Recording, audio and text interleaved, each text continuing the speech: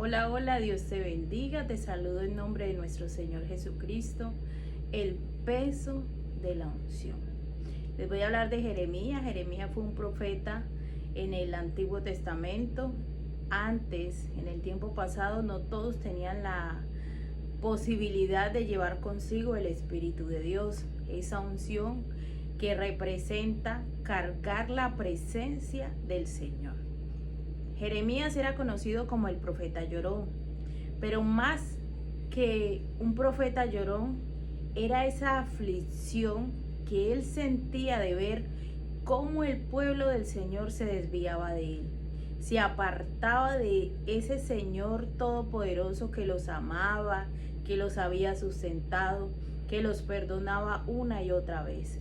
El llevar consigo la presencia del Señor era llevar con él esa angustia de cómo se sentía Dios de ver a su pueblo apartado, llevando su vida a su manera, pecando y abominando y levantándose en rebeldía contra el Señor. Era como si pisotearan a ese Dios todopoderoso que los amaba. Esa carga sentía Jeremías. Incluso hicieron complot para quitarle la vida, pero como esa unción llevaba un propósito mayor, el Señor le hizo saber esto a este hombre.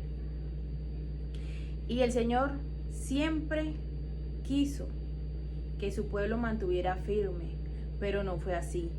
Y aún así escogió a muchos hombres para hacerlos entender que debían volver al camino. Jeremías era uno de estos hombres.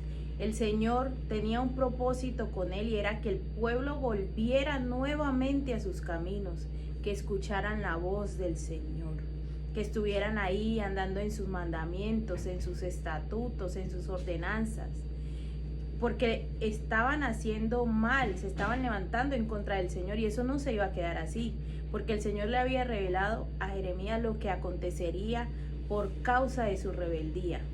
Y la forma en la que reaccionó este hombre fue llorar.